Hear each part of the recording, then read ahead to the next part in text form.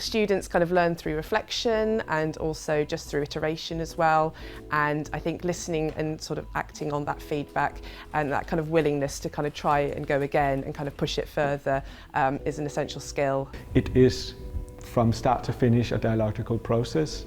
Even the way we frame an assessment is it shouldn't be like seen as a verdict on their performance.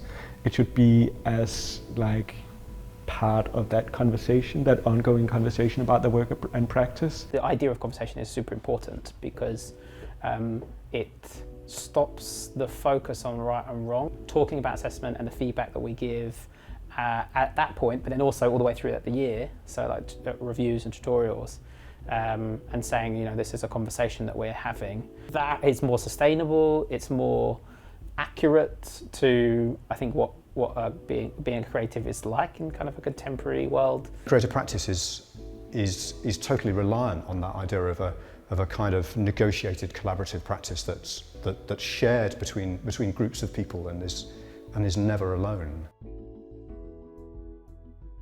So what is unique about creative education is it offers the possibility to explore different ideas about people, about society, about politics, about the world that we live in.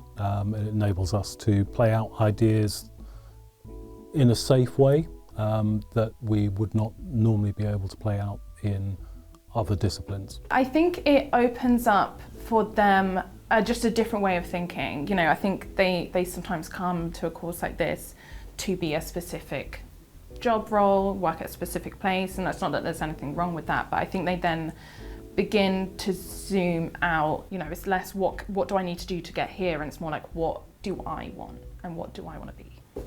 All of them come from completely different backgrounds and experiences and skill sets and mindsets. It's amazing actually to see how their confidence grows through their projects. So I can see that through their learning, you know, certain things begin to click and to fit into place, and they understand more the direction of not only the course and, you know, their creative process, but also maybe their design identity as well. Creative practice has a great deal in common with scientific spirit and approaches, and particularly the idea of an experiment.